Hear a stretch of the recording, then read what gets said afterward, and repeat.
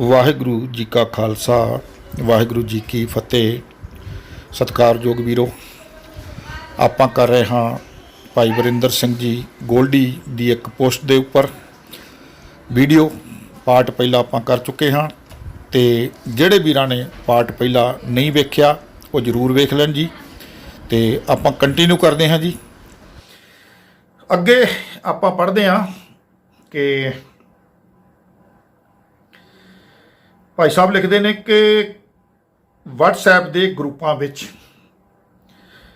इस विषय ते सिर फसाउण वाले ते लखां कमेंट करन वाले जसपाल सिंह वीर जी वर्गे हुण जां तां कन्फ्यूज हो के भद्दी शब्दावली नाल अपनी फ्रस्ट्रेशन कढ रहे हैं। देख लो WhatsApp ते ग्रुपां विच इस विषय ते सिर फसाउण वाले, जे असीं गल करिए ते साडा सिर फस जांदा है तुहाडे नाल। ते बाबा जी श्री 1008 ਵਰਿੰਦਰ ਸਿੰਘ ਜੀ ਗੋਲਡੀ ਦੀ ਹਰ ਵਿਚਾਰ ਤੇ ਫੁੱਲ ਚੜਾ ਦਈਏ, ਸਵਾਲ ਨਾ ਕਰੀਏ, ਵਿਚਾਰ ਨਾ ਕਰੀਏ ਤੇ ਫਿਰ ਅਸੀਂ ਪੂਰਨ ਸਿੱਖ ਹੋ ਜਾਣਾ, ਕਿਉਂਕਿ ਸਾਨੂੰ ਤੁਹਾਡੇ ਕੋਲੋਂ ਸਰਟੀਫਿਕੇਟ ਮਿਲ ਜਾਣਾ ਹੈ ਨਾ। ਤੇ ਤੁਸੀਂ ਸਿਰ ਨਹੀਂ ਫਸਾਉਂਦੇ ਹੋਣੇ ਜਿਹੜੇ ਤੁਸੀਂ 4-4 5-5 ਜਿਹੜੇ ਤੁਸੀਂ ਗਰੁੱਪ ਚਲਾਉਣ ਡਏ ਜੇ। ਤੇ ਰੱਬ ਦੇ ਵਿਸ਼ੇ ਤੇ ਬਹੁਤ ਖੂਬ ਵਿਚਾਰਾਂ ਤੁਸੀਂ ਕੀਤੀਆਂ ਨੇ ਤੇ ਇਸੇ ਰੱਬ ਦੇ ਵਿਸ਼ੇ ਤੇ ਨਵੇਕਲਾ ਗਰੁੱਪ ਤੁਸੀਂ ਬਣਾਇਆ ਸੀ ਸਿਰ ਫਸਾਉਣ ਵਾਸਤੇ। कि तुसी फिर दूजी गल एक होर तुसी इत्थे एक स्टेटमेंट दित्ती कल दे प्रोग्राम विच जम्मू दे नाल हरदेव सिंह जम्मू दे नाल तुसी गलबात करदे आ। तुसी क्या जी एक परसैप्शन हुंदी है ते एक रियलिटी हुंदी है ते लोकी परसैप्शन नूं ही रियलिटी मान लैंदे ने, पर उन्होंने ये नहीं पता हुंदा भी तू परसैप्शन नूं किते रब मान रहा, रब दी ही गल हो रही है ते तैनूं नहीं पता, तू कन्फ्यूज है। पर दूजे बंदे नूं ते पता है भी रियलिटी की है। भाव वरिंदर सिंह गोल्डी नूं रियलिटी का पता है। कोई भी दुनिया भर का कोई बंदा रब के विषय ते अगर रियलिटी है तो वरिंदर सिंह गोल्डी कोल है, बस उत्थों सर्टिफिकेट मिलना है।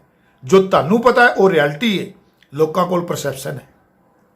वाह भाई वरिंदर सिंह गोल्डी कमाल करी जाते हो यार। तुसीं ते बहुत सारिया तुहाडियां विचारां ने मैं नोट कीतियां होईयां ने तुहाडे 2 घंटे का प्रोग्राम। तो जे तुसी कहोगे तो आपां तुसी ते पंक्तियां वो कोड करी जाते जिन्हां रब दे नाल कोई वाह वास्ता ही नहीं, किते ज्ञान की गल करते पे हो, किते कुछ करते पे हो। तुसी प्रोग्राम रखिया सी कि 2 घंटे असीं रब दे विषय ते गल करांगे, 2 या 2.5 घंटे, पर तुसी किते पता नहीं किधर तुरे फिरते रहे हो। कोई तुसी मैनूं बड़ी खुशी हुई सी कि आ चलो कि कोई अज ये जड़ा विषा है रब का इनू भाई वरिंदर सिंह जी गोल्डी कोई सप कढ़नगे नवा, कोई उन्होंने कोई जड़ा विषा स्पैशली जो ये विषा लैके आ रहे हैं तो कुछ अज सानू रब के विषय ते साडा मत क्लीयर हो जाएगा। क्योंकि तुसी पिछले प्रोग्राम में ही तुसी कह के प्रोग्राम नहीं हो एक आडियो तुहाडी घूम रही सी कि नियम ही रब हैं, कॉलेज मनदा है, कॉलेज की खोज है। इसे विषय ते असी कॉलेज वाले जिहड़े हैं वो कह रहे हैं कि रब जिहड़ा है वो नियम ही हैं। तो मैनूं लग्या कि अज तुसी सहमति दे दोगे इस प्रोग्राम में नियम रब है, पर तुसी बागी दे फोन कॉल दे उपर उनके एक सवाल करन ते तुसी उहदे नाल तुर पे, तुसी भी नियम रब होण दे उपर सवाल दे नाल सहमति जता दी कि सवाल है नियम रब किवें हो सकता है। मिस्टर कन्फ्यूज तुसी अगे मैनूं कन्फ्यूज किया, मैं पढ़ी है ना तुहाडी 2-3 वारी पोस्ट। अगे करते हैं फिर तुसी क्या है कि पर तुहाडे ते तरस आउंदा है। अच्छा सॉरी, तो राजू सिंह का भी तुसी नाम लिया है जिन्हां दा अपना कोई दिमाग नहीं, तो हुण मेरे कमेंट कट के पता नहीं की सिद्ध करन दी कोशिश कर रहे हैं। ये चलो इहदा जवाब राजू सिंह जी देणगे भी किहड़ा तुहाडा कमेंट कटिया ते की उन्होंने सिद्ध करन दी कोशिश की। फिर तुसी क्या वीरो साडा स्टैंड तां शुरू तो बिल्कुल क्लीयर ते स्पष्ट है ते लगदा कि भाई रणजीत सिंह जी दा भी हौली हौली हो रहा है, पर तुहाडे ते तरस आउंदा है। तुसी मान रहे हो कि भाई रणजीत सिंह जी तुहानूं फॉलो कर रहे हैं। तुसी एक उत्थे बोलिया भी है आडियो दे विच जो रेडियो विरसा ते चली है कि ते साडी गल सी, असीं कहंदे सी कि नियम रब है कि ते साडी गल नूं फॉलो कर लिया, चक लिया भाई रणजीत सिंह जी ने। वो जिहड़ी तुहाडी आडियो चलाई किते तुसीं किते स्टेटमेंट देण डए हो तो जे साडे कॉलेज वालियां दी तुसीं एक पासे नलैकी दस्सण दे हो कि असीं इस चीज़ नूं जिहड़ा है वो कैश नहीं करवा सके जां उहदे ते दृढ़ नहीं रह सके, उहनूं अगे लैके नहीं चले, ਦੱਬੇ ਪੈਰ ਤੁਸੀਂ ਕਿਤੇ ਉਹ ਗੱਲ ਬੋਲਤੀ ਕਿ ਨਿਯਮ ਰੱਬ ਹੈ, ਜਾਂ ਤੁਹਾਡੀ ਕਿਤਾਬ ਤੁਸੀਂ ਛੁਪਾ ਕੇ ਰੱਖੀ।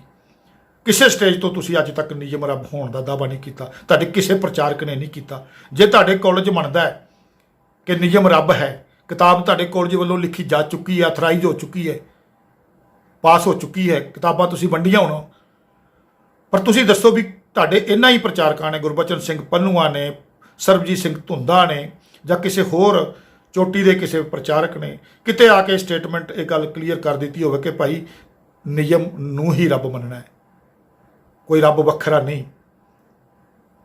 ਤੇ ਮੈਂ ਵੀਰ ਜੀ ਹੁਣ ਵੀ ਤੁਹਾਨੂੰ ਕਹਿ ਦੇਣਾ, ਵਰਿੰਦਰ ਸਿੰਘ ਜੀ ਗੋਲਡੀ, ਕਿ ਤੁਹਾਡਾ ਹੁਣ ਫਰਜ਼ ਬਣਦਾ, ਤੁਸੀਂ ਤੇ ਬਿਲਕੁਲ ਤੁਹਾਡਾ ਸਟੈਂਡ ਕਲੀਅਰ ਹੈ ਕਿ ਜਿੱਦਾਂ ਤੁਸੀਂ ਜਾਪ ਦੀ ਇੱਕ ਵੀਡੀਓ ਪਵਾਈ ਸੀ ਨਾ, ਕਾਲਜ ਵੱਲੋਂ ਪਾਈ ਗਈ ਸੀ, ਉਸੇ ਤਰ੍ਹਾਂ ਤੁਸੀਂ ਇੱਕ ਵਧੀਆ ਜੀ ਕਿ ਰੱਬ ਨਿਯਮ ਹੀ ਰੱਬ ਹੈ, ਇਹ ਤੁਸੀਂ ਇੱਕ ਵੀਡੀਓ ਛੋਟੀ ਜੀ ਕਲਿੱਪ 5-7 ਮਿੰਟ ਦਾ ਕਾਲਜ ਵੱਲੋਂ ਕਲੀਅਰ ਕਰ ਦਿਓ। ਬਹੁਤ ਸਾਰਾ ਬਹੁਤ ਇੱਕ ਵੱਡਾ ਜਿਹੜਾ ਹੈ ਬਵਾਲ ਜਾਂ ਆਪਸੀ ਝਗੜਾ ਸਿੱਖਾਂ ਦੇ ਵਿੱਚ, ਜੋ ਦੋ ਰਾਏ ਹੈ, ਦੋ ਮਤ ਹਨ, ਵਿਰੋਧੀ ਮਤ ਹਨ, ਵਿਰੋਧਾਭਾਸ ਦੀ ਜਿਹੜੀ ਆਪਸੀ ਜਿਹੜੀ ਟਕਰਾਵ ਹੈ ਉਹ ਖਤਮ ਹੋ ਸਕਦੀ ਹੈ।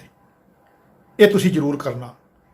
ਇੱਕ ਤੇ ਤੁਹਾਡੀ ਜਿਹੜੀ ਖੋਜ ਹੈ ਕਿ ਨਿਯਮ ਰੱਬ ਹੈ, ਤੁਹਾਡੇ ਕਾਲਜ ਦੀ ਜੋ ਸੋਚ ਹੈ ਕਿ ਉੱਥੇ ਤੁਹਾਡੀ ਮੋਹਰ ਲੱਗ ਜਾਏਗੀ ਕਿ ਵਾਕਿਆ ਹੀ ਇਹ ਗੱਲ ਤੁਸੀਂ ਕਹਿੰਦੇ ਹੋ ਕਿ ਨਿਯਮ ਹੀ ਰੱਬ ਹੈ।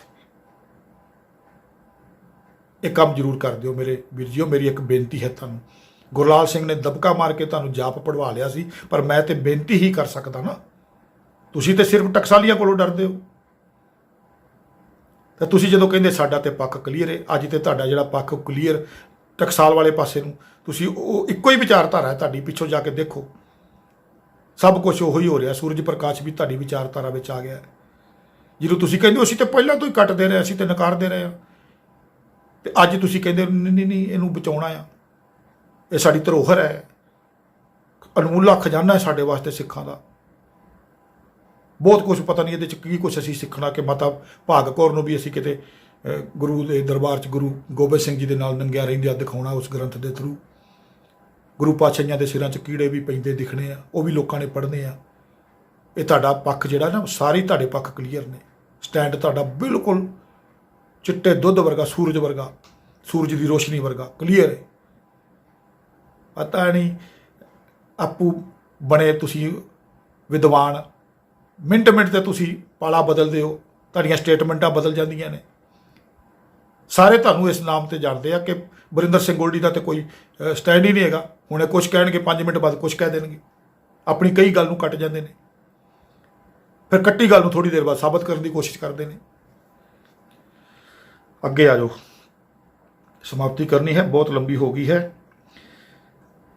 ਸਾਡੇ ਤੇ ਤੁਹਾਨੂੰ ਤਰਸ ਆਉਂਦਾ ਹੈ, ਤਰਸ ਸਾਡੇ ਤੇ ਨਾ ਕਰੋ, ਆਪਣੇ ਕਾਲਜ ਤੇ ਕਰੋ। ਬੰਦ ਹੋਣ ਵਾਲਾ ਹੈ, ਲੋਕਾਂ 'ਚ ਸੱਚ ਜਾ ਚੁੱਕਾ ਹੈ।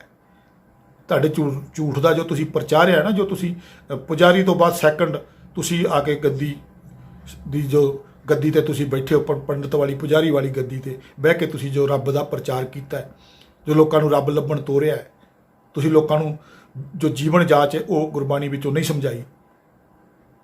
ਸਾਰੀ ਗੁਰਬਾਣੀ ਨੂੰ ਇੱਕ ਓੰਕਾਰ ਦੇ ਅਰਥ ਰੱਬ ਕਰਕੇ ਤੇ ਰੱਬ ਦੇ ਪਿੱਛੇ ਤੋਰ ਦਿੱਤਾ। ਸਤਨਾਮ ਉਹ ਸੱਚਾ ਜੀ, ਉਹਦਾ ਨਾਮ ਸੱਚਾ ਜੀ, ਰੱਬ ਦਾ ਨਾਮ ਸੱਚਾ। ਪਰ ਬੰਦਿਆ ਤੈਨੂੰ ਕੀ ਲਾਭ, ਤੂੰ ਕੀ ਕਰਨਾ ਹੈ? ਕਰਤਾ ਪੁਰਖ ਜੀ, ਉਹ ਕਰਨ ਵਾਲਾ ਜੀ ਸਭ ਕੁਝ। ਬੰਦਿਆ ਤੈਨੂੰ ਕੁਝ ਕਰਨ ਦੀ ਲੋੜ ਹੀ ਨਹੀਂ, ਤੂੰ ਬਹਿ ਆਰਾਮ ਕਰ, ਆਰਾਮ ਨਾਲ ਤੂੰ ਰੱਬ ਨੂੰ ਮਨਾ, ਰੱਬ ਤੇਰੇ ਸਾਰੇ ਕੰਮ ਕਰੇਗਾ।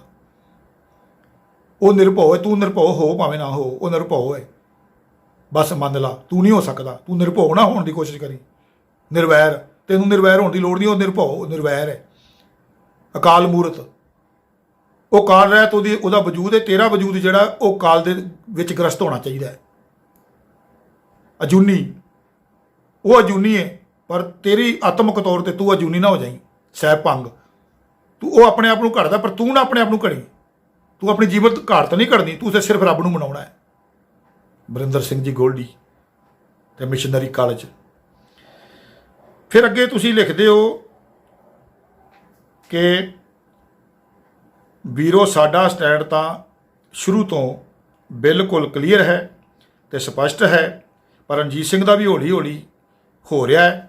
ਪਰ ਤੁਹਾਡੇ ਤੋਂ ਤਰਸ ਆਉਂਦਾ ਹੈ, ਕਿਉਂਕਿ ਬਾਬਾ ਜੀ ਤਾਂ ਥੋੜ੍ਹੇ ਸਮੇਂ ਬਾਅਦ ਪੱਗ ਤੇ ਸਟੈਂਡ ਦੋਵੇਂ ਬਦਲ ਲੈਂਦੇ ਹਨ, ਪਰ ਤੁਹਾਡਾ ਕੀ ਬਣੇਗਾ? ਆ ਵੇਖ ਲਓ ਤੁਸੀਂ ਆਪਣੀ ਲੈਂਗੁਏਜ। ਤੁਸੀਂ ਕਹਿੰਦੇ ਹੋ ਅਸੀਂ ਭਾਈ ਰਣਜੀਤ ਸਿੰਘ ਜੀ ਨੂੰ, ਜਦੋਂ ਪਿੱਛੇ ਮੇਰੀ ਤੁਸੀਂ ਇੱਕ ਪੋਸਟ ਦੇ ਉੱਪਰ ਜਦੋਂ ਮੈਂ ਪੁੱਛਿਆ ਸੀ ਕਿ ਵੀਰੋ ਸਿੱਖ ਕੌਮ ਦੇ 5 ਉਹਨਾਂ ਬੰਦਿਆਂ ਦੇ ਨਾਮ, ਵਿਦਵਾਨਾਂ ਦੇ ਨਾਮ ਲਿਖੋ ਕਿ ਜਿਹੜੇ ਸੱਚ ਦੇ ਪ੍ਰਚਾਰ ਤੋਂ ਘਬਰਾਏ ਹੋਏ, ਬੁਖਲਾਏ ਹੋਏ, ਦਿਮਾਗੀ ਸੰਤੁਲਨ ਖੋ ਚੁੱਕੇ ਨੇ, ਤੇ ਤੁਹਾਡਾ ਨਾਮ ਸਭ ਤੋਂ ਉੱਪਰ ਆਇਆ ਸੀ। ਤੁਸੀਂ ਬੁਖਲਾ ਗਏ ਸੀ, ਫਿਰ ਇੱਕ ਵੀਡੀਓ ਪਾ ਦਿੱਤੀ ਸੀ, ਤਾਂ ਤੁਸੀਂ ਉਹਦੇ 'ਚ ਕਿਹਾ ਸੀ ਕਿ ਅਸੀਂ ਭਾਈ ਰਣਜੀਤ ਸਿੰਘ ਨਾਲ ਸਾਡਾ ਕਿਤੇ ਵਿਰੋਧ ਨਹੀਂਗਾ, ਅਸੀਂ ਤਾਂ ਉਹਨਾਂ ਦੀ ਸਪੋਰਟ ਕਰਦੇ ਹਾਂ। ਜਦੋਂ ਆਏ ਸੀ ਉਦੋਂ ਵੀ ਉਹਨਾਂ ਨੂੰ ਮਿਲੇ ਸੀ, ਸਪੋਰਟ ਕੀਤੀ ਸੀ, ਅੱਜ ਵੀ ਕਰਾਂਗੇ। ਪਰ ਕੁਝ ਕੁ ਬੰਦੇ ਜਿਹੜੇ ਵਿੱਚ ਵੜ ਕੇ ਸਾਡੇ ਵਰਗੇ, ਤੁਸੀਂ ਤਾਂ ਉਲਟਾ ਤੁਸੀਂ ਮੈਨੂੰ ਟਾਰਗੇਟ ਕੀਤਾ ਸੀ ਕਿ ਇਹ ਸਾਡੇ ਤੇ ਭਾਈ ਰਣਜੀਤ ਸਿੰਘ ਜੀ ਦੇ ਵਿੱਚ ਪਾੜ ਪਾਉਣਾ ਚਾਹੁੰਦੇ ਨੇ। ਆ ਤੁਸੀਂ ਆਪਣੀ ਸਟੇਟਮੈਂਟ ਦੇਖ ਲਓ, ਹੁਣ ਸਟੇਟਮੈਂਟ ਦੇਖ ਲਓ ਤੁਸੀਂ ਕਿ ਉਹ ਪੱਗ ਤੇ ਤੁਸੀਂ ਪੱਗ ਬਦਲਦੇ ਹੀ ਨਹੀਂ ਹੋਣੇ ਕਦੀ, ਤੁਹਾਡੇ ਸਟੈਂਡ ਤੇ ਬਦਲਦੇ ਹੀ ਨਹੀਂ। ਆ 4-5 ਤੇ ਤੁਹਾਡੀ ਪੋਸਟ ਵਿੱਚ ਦੱਸ ਦੇਣਾ ਮੈਂ, ਬਾਕੀ ਕਹੋ ਤੇ ਤੁਹਾਨੂੰ ਹਰ ਵਾਰ ਯਾਦ ਕਰਾ ਦਿਆ ਕਰਾਂਗੇ ਤੁਸੀਂ ਕਿੱਥੇ ਕਿੱਥੇ ਸਟੈਂਡ ਬਦਲਦੇ ਹੋ।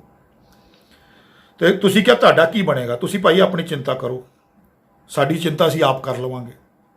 ਬਾਕੀ ਐਤਵਾਰ ਦੇ ਪ੍ਰੋਗਰਾਮ ਵਿੱਚ ਖੁੱਲ੍ਹਾ ਸੱਦਾ ਹੈ ਹਰ ਕਿਸੇ ਨੂੰ ਆਪਣੇ ਵਿਚਾਰ ਰੱਬ ਬਾਰੇ ਰੱਖਣ ਵਾਸਤੇ। ਤੇ ਭਾਈ ਸਾਹਿਬ 2 ਘੰਟੇ 2.5 ਘੰਟੇ ਮੈਂ ਤੁਹਾਡਾ ਪ੍ਰੋਗਰਾਮ ਲਾਈਨ ਸੁਣਿਆ, ਗੱਲਬਾਤ ਕਰਨ ਲਈ ਕਾਪੀ ਪੈਨ ਲੈ ਕੇ ਤੁਹਾਡੀਆਂ ਮੈਂ ਵਿਚਾਰਾਂ ਨੋਟ ਕਰਦਾ ਰਿਹਾ।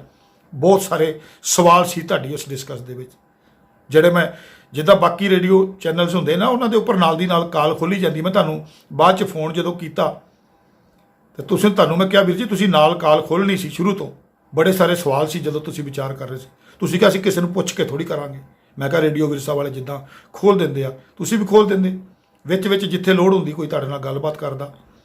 ਤਾਂ ਤੁਸੀਂ ਕਿਹਾ ਵੀ ਅਸੀਂ ਥੋੜ੍ਹੀ ਕਿਸੇ ਰੇਡੀਓ ਵਿਰਸਾ ਦੀ ਨਕਲ ਕਰਨੀ ਹੈ, ਅਸੀਂ ਆਪਣੀ ਮਰਜ਼ੀ ਦੇ ਮਾਲਕ ਹਾਂ, ਅਸੀਂ ਆਪਣੇ ਹਿਸਾਬ ਨਾਲ ਰੇਡੀਓ ਚਲਾਵਾਂਗੇ। ਪਹਿਲਾਂ ਜਦੋਂ ਤੁਸੀਂ ਸ਼ੁਰੂਆਤ ਕੀਤੀ ਹੈ ਤੇ ਜਗਮੋਹਨ ਸਿੰਘ ਜੀ ਨੇ ਉੱਥੇ ਹੀ ਕਹਿ ਦਿੱਤਾ ਕਿ ਜਦੋਂ ਅਸੀਂ ਕਾਲਾਂ ਲੈਣੀਆਂ ਹੋਣਗੀਆਂ ਅਸੀਂ ਤੁਹਾਨੂੰ ਦੱਸ ਦਿਆਂਗੇ। ਪੂਰੇ ਪ੍ਰੋਗਰਾਮ 'ਚ ਕਿਤੇ ਤੁਸੀਂ ਅਨਾਉਂਸਮੈਂਟ ਕੀਤੀ ਹੋਵੇ ਕਿ ਕਾਲ ਕਰਨ ਵਾਲੇ ਵੀਰ ਕਾਲ ਕਰ ਲਓ। ਵਿੱਚ 1-2 ਤੁਹਾਡੀਆਂ ਖਾਸ ਬੰਦਿਆਂ ਦੀਆਂ ਕਾਲਾਂ ਆਈਆਂ ਨੇ, ਤੁਸੀਂ ਉਹਨਾਂ ਨੂੰ ਵੀ ਹੋਲਡ ਕਰਾਇਆ। ਤੁਹਾਡਾ ਇਹ ਜੰਮੂ ਵਾਲਾ ਵਿਦਵਾਨ ਵੀ ਆਇਆ, ਤੁਸੀਂ ਉਹਦੀ ਥੋੜ੍ਹੀ ਜਿਹੀ ਗੱਲ ਸੁਣ ਕੇ ਫਿਰ ਤੁਸੀਂ ਕਿਹਾ ਜੀ ਅਜੇ ਰੁਕ ਜਾਓ ਵੀਰ ਜੀ। ਬਾਅਦ 'ਚ ਤੁਹਾਡੀਆਂ 3-4 ਕਾਲਾਂ ਲੱਗੀਆਂ, ਮੈਨੂੰ ਲੱਗਿਆ ਵੀ ਚਲੋ ਮੈਂ ਵੀ ਦੇਣਾ ਕਾਲ। ਮੇਰਾ ਇੱਕ ਵੀਰ ਨਵਦੀਪ ਸਿੰਘ ਜੰਮੂ ਤੋਂ, ਮੇਰੀ ਆਡੀਓ ਲੰਬੀ ਹੋ ਗਈ ਮੈਂ ਤਾਂ ਥੋੜ੍ਹਾ ਕਾਲੀ 'ਚ ਬੋਲ ਰਿਹਾ, ਉਹਨੇ ਤੁਹਾਨੂੰ ਕਾਲ ਲਾਈ ਹੈ 2-3 ਵਾਰੀ, ਉਹ ਔਨ ਰਿਕਾਰਡ ਹੈ, ਤੁਸੀਂ ਉਹਦੀ ਕਾਲ ਨਹੀਂ ਚੱਕੀ ਕਿਉਂਕਿ ਉਹ ਤੁਹਾਡੀ ਵਿਰੋਧੀ ਵਿਚਾਰਧਾਰਾ ਦਾ, ਵਿਰੋਧੀ ਮਤ ਦਾ ਬੰਦਾ ਹੈ ਨਾ ਉਹ। ਤੁਸੀਂ ਆਪਣੇ ਬੰਦਿਆਂ ਦੀਆਂ ਕਾਲਾਂ ਲਈਆਂ ਨੇ, ਉਹਨਾਂ ਨਾਲ ਗੱਲਬਾਤ ਤੁਸੀਂ ਖਿਚੜੀ ਪਕਾਈ ਆ ਉਹਨਾਂ ਨਾਲ ਰਲ ਮਿਲ ਕੇ, ਜੋ ਵੀ ਆ ਆਪਸ ਵਿੱਚ। ਅਮਨਦੀਪ ਸਿੰਘ ਨੂੰ ਤੁਸੀਂ ਬੜਾ ਵਾਰ-ਵਾਰ ਲੈਂਦੇ ਹੋ।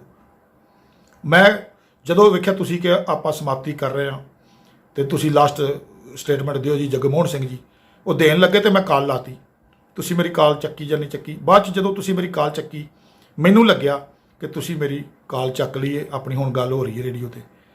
ਮੈਂ ਥੋੜ੍ਹਾ ਉੱਥੇ ਸਵਾਲ ਕੀਤੇ ਤੁਹਾਨੂੰ, ਤੇ ਤੁਸੀਂ ਕਿਹਾ ਵੀ ਭਾਈ ਕਾਲੇ ਨਾ ਪਾਓ, ਆਰਾਮ ਨਾਲ ਗੱਲ ਕਰੋ ਇੰਨੀ ਜਲਦੀ 'ਚ। ਮੈਂ ਕਿਹਾ ਵੀਰ ਜੀ ਤੁਸੀਂ ਪ੍ਰੋਗਰਾਮ ਮੇਕਅਪ ਕਰ ਰਹੇ ਹੋ ਤੇ ਮੈਂ ਆਪਣੀ ਗੱਲ ਕਹਿ ਲਵਾਂ ਜਲਦੀ 'ਚ। ਕਹਿੰਦੇ ਨਹੀਂ, ਪ੍ਰੋਗਰਾਮ ਤੇ ਅਸੀਂ ਸਮਾਪਤ ਕਰ ਦਿੱਤਾ ਹੈ, ਤੁਹਾਡੀ ਤੇ ਸਾਡੀ ਫੋਨ ਤੇ ਗੱਲ ਹੋ ਰਹੀ ਹੈ। ਮੈਂ ਇਤਰਾਜ਼ ਵੀ ਕੀਤਾ ਕਿ ਭਾਈ ਤੁਸੀਂ ਜੇ ਤੁਸੀਂ ਸਮਾਂ ਦੇਣਾ ਸੀ, ਤੁਸੀਂ ਮੇਰਾ ਨਾਮ ਲਿਖਿਆ ਸੀ ਸਪੈਸ਼ਲੀ ਤੁਸੀਂ ਪੋਸਟ ਦੇ ਵਿੱਚ ਕਿ ਸੰਡੇ ਦਾ ਪ੍ਰੋਗਰਾਮ ਖੁੱਲ੍ਹਾ ਸੱਦਾ, ਕਿਹਨੂੰ ਖੁੱਲ੍ਹਾ ਸੱਦਾ, ਤੇ ਤੁਸੀਂ ਕਿਹਾ ਜੀ ਹੁਣ ਤੇ ਪ੍ਰੋਗਰਾਮ ਖਤਮ ਹੋ ਗਿਆ। ਤੇ ਜੇ ਤੁਸੀਂ, ਮੈਂ ਥੋੜ੍ਹੀ ਜਿਹੀ ਤੁਹਾਡੇ ਨਾਲ ਉੱਥੇ ਸਵਾਲ ਜਵਾਬ ਕਰਨ ਲੱਗਿਆ ਤੇ ਤੁਸੀਂ ਕਿਹਾ ਜੇ ਭਾਈ ਹਰਨੇਕ ਸਿੰਘ ਵਾਂਗੂ ਤੁਹਾਨੂੰ ਗਾਲਾਂ ਕੱਢੀਆਂ ਜਾਣ ਰੇਡੀਓ ਤੋਂ ਫਿਰ ਠੀਕ ਰਹਿੰਦੇ ਹੋ। ਤੇ ਮੈਂ ਕਿਹਾ ਕੱਢ ਲਓ, ਸਾਨੂੰ ਤੇ ਹਰਨੇਕ ਸਿੰਘ ਨੇ ਕਦੀ ਗਾਲਾਂ ਨਹੀਂ ਕੱਢੀਆਂ। ਤੁਸੀਂ ਕਿਹਾ ਜੇ ਮੈਂ ਤੁਹਾਡਾ ਫੋਨ ਕੱਢ ਦਿਆ, ਮੈਂ ਕਿਹਾ ਕੱਢ ਦਿਓ, ਪਰ ਤੁਸੀਂ ਮੇਰਾ ਫੋਨ ਵਿੱਚ ਕੱਟਿਆ ਬਾਅਦ 'ਚ। ਚਲੋ ਉਹ ਤੇ ਸਾਡੀ ਗੱਲ ਸੀ ਪ੍ਰਾਈਵੇਟ, ਤੁਸੀਂ ਆਨਲਾਈਨ ਹੈਗੇ, ਰੇਡੀਓ ਤੇ ਹੈ ਹੀ ਨਹੀਂ ਸੀ।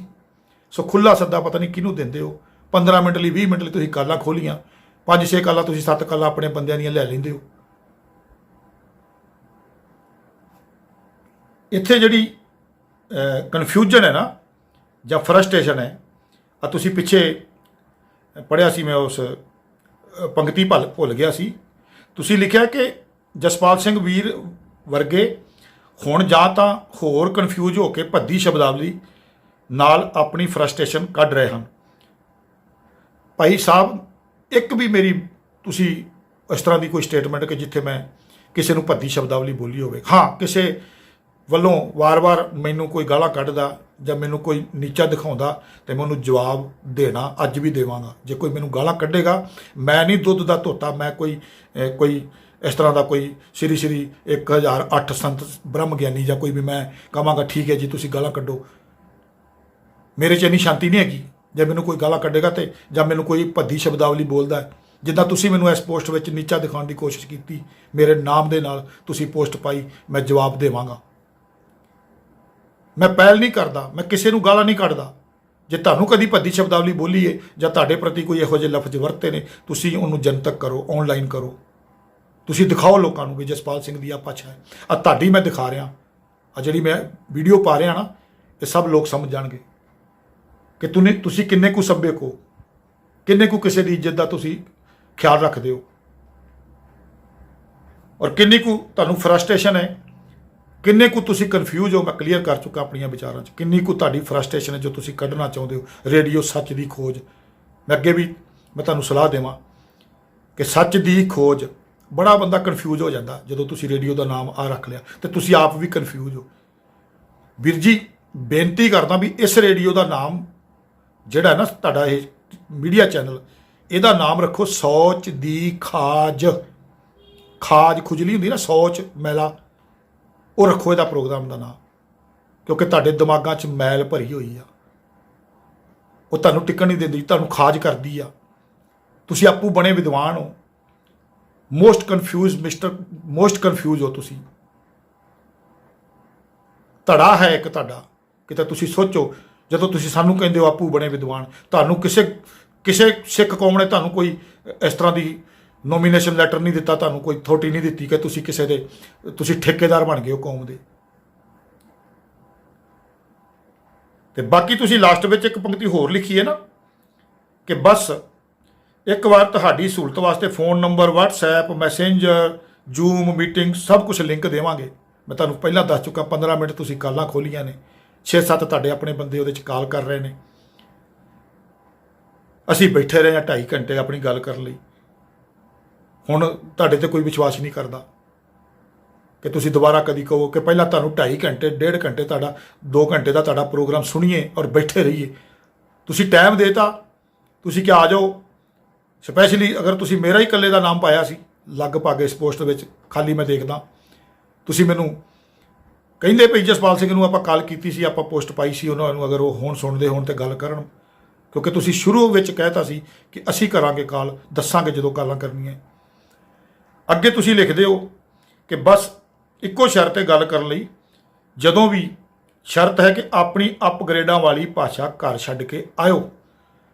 ਤੇ ਮੈਂ ਵੀਰ ਜੀ ਸਾਰੇ ਵੀਰਾਂ ਨੂੰ ਬੇਨਤੀ ਕਰਦਿਆ ਕਿ ਭਾਈ ਅਪਗ੍ਰੇਡਾਂ ਵਾਲੀ ਭਾਸ਼ਾ ਜਿਹੜੀ ਹੈ ਨਾ, ਉਹ ਨਾ ਛੱਡਿਓ, ਕਿਉਂਕਿ ਜਵਾਬ ਦੇਣਾ ਸਿੱਖ ਨੂੰ ਗੁਰੂ ਨੇ ਸਿਖਾਇਆ ਹੈ।